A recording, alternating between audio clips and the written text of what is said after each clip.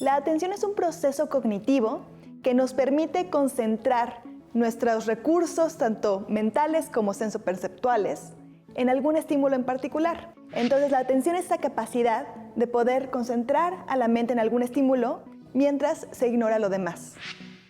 Cultivar la atención es muy importante porque la atención es uno de los procesos más básicos, tanto cognitivos como afectivos. Por ejemplo, la atención forma parte de lo que sabemos que son las funciones ejecutivas, que son estas funciones que nos permiten recordar, tiene que ver con la memoria, con la capacidad de planear cosas, y todo eso es esencial para cualquier proceso de aprendizaje.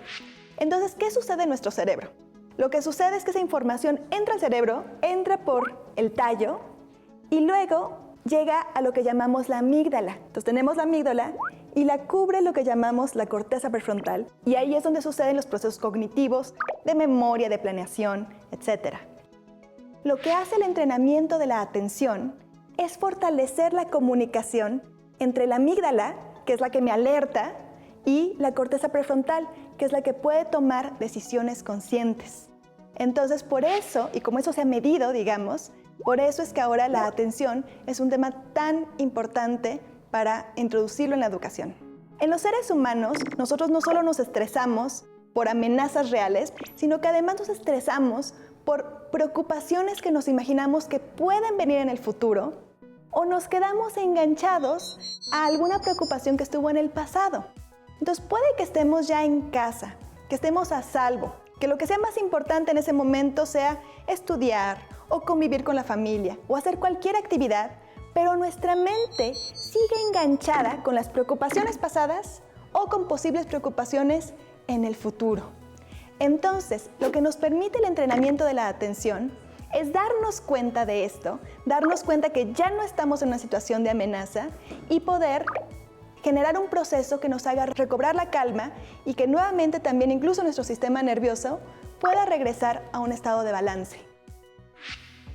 La educación socioemocional es un proceso de aprendizaje continuo en el que desarrollamos la capacidad primero de conocernos a nosotros mismos, autoconocimiento.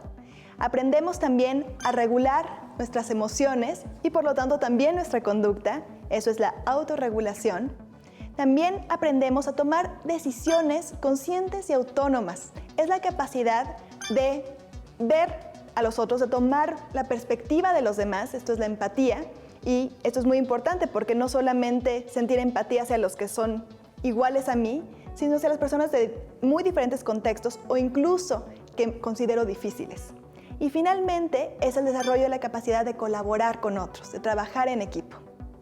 Y ahora las investigaciones, por ejemplo, en el campo de la neurociencia, de la psicología cognitiva y de la educación misma, lo que demuestra es que con intervenciones en el aula, desde pequeños podemos desarrollar nuestra capacidad para regularnos mejor, la conciencia de nosotros mismos, la capacidad, por ejemplo, de sentir empatía no solamente por las personas cercanas, sino por personas de otros contextos y que incluso son muy diferentes a mí, la capacidad también para colaborar con otros y de tomar decisiones autónomas. Entonces, sabemos que es importante porque predice mejor aprendizaje, desempeño académico, éxito en la vida en general, y además sabemos que sí se pueden desarrollar con intervenciones en el aula. Las emociones son procesos que suceden cuando nosotros vemos que hay algo importante que está sucediendo para nuestra vida.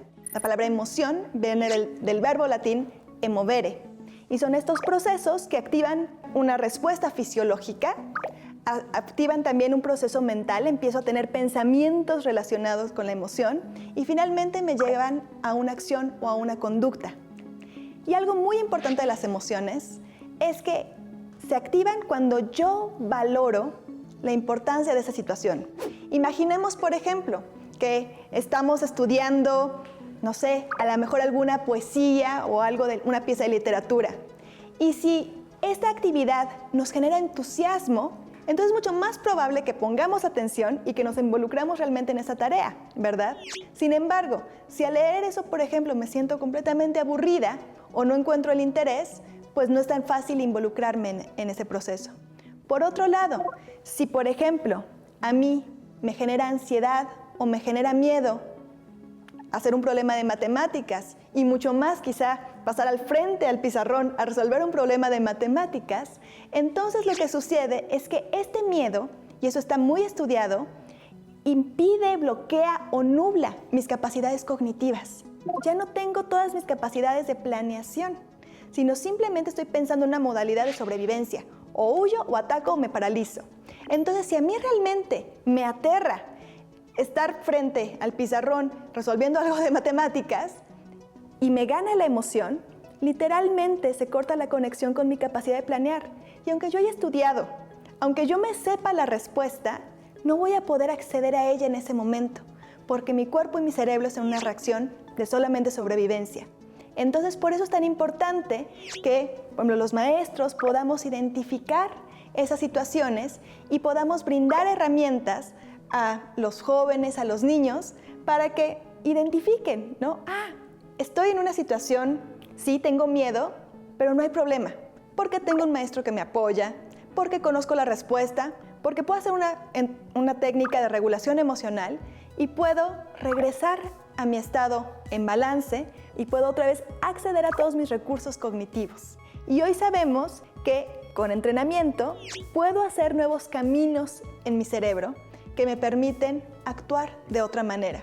Entonces, los mejores momentos, por supuesto, son en algunos momentos de la infancia, por ejemplo, entre los 4 y 6 años hay una ventana de oportunidad donde se hacen muchas conexiones en el cerebro.